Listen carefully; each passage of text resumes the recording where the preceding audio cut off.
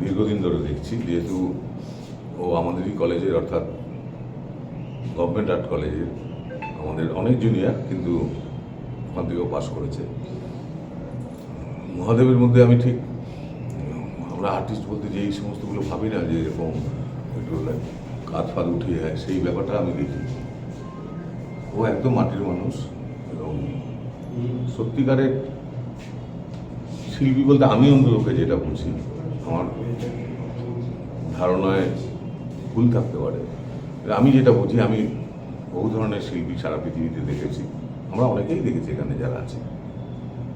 আমি যাদেরকে ভালোবাসি, যার সাথে মনে হবে একটা আর্থিক আছে, কোথাও মানে মাটির টাচ আছে, আমি ওইভাবে বড় হয়েছি এবং আমার মনে হয়েছে মাটির সাথে কাজ না থাকলে সে যে শিল্পী হন সেটা বলে সার্থক হয় না।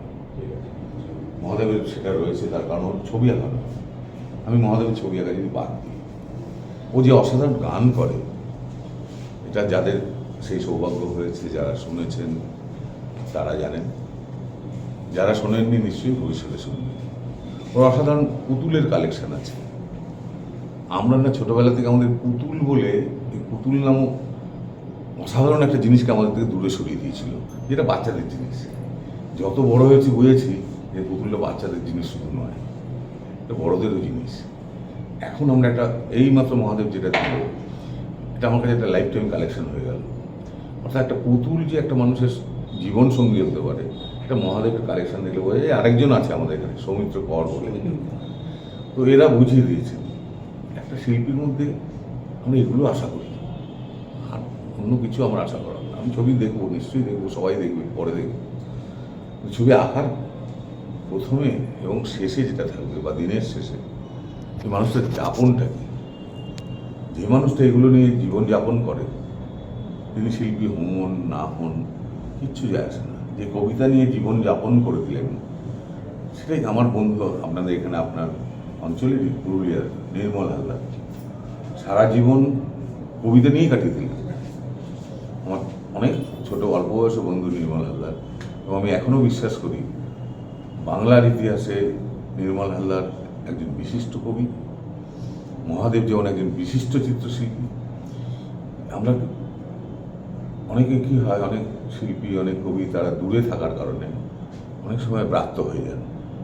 আমরা মেইন স্ট্রিম বলতে বুঝি বোধহয় একদম মেট্রোপলিসের যারা লোক, সেটা ভ্রান্ত ধারণা।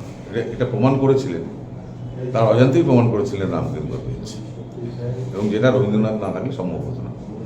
এখন মহাদেবের জীবন রবীন্দ্রনাথ মিলবে কিনা আমি জানি না, কিন্তু আবারও বলছি,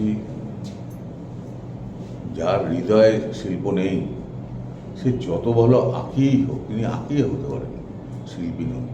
মহাদেব একজন সত্যিকারের চিত্রশিল্পী, অসাধারণ কাজ, অসাধারণ লাইন।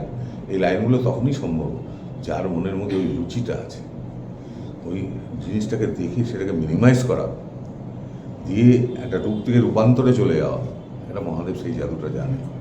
আমার আশা মহাদেব অনেক অনেক বড়, অন্তত বড় শিল্পী, আবারও বলছি, মানুষের কাছে স্বীকৃতি পাবেন। এবং আমার জীবিত অবস্থায় আমি দেখে যাই মহাদেবের আরও চারদিকে সবাই ওর ছবি দেখছে, এটুকুই বলছি। মহাদেব ভালো থাকুক, আপনারা সবাই।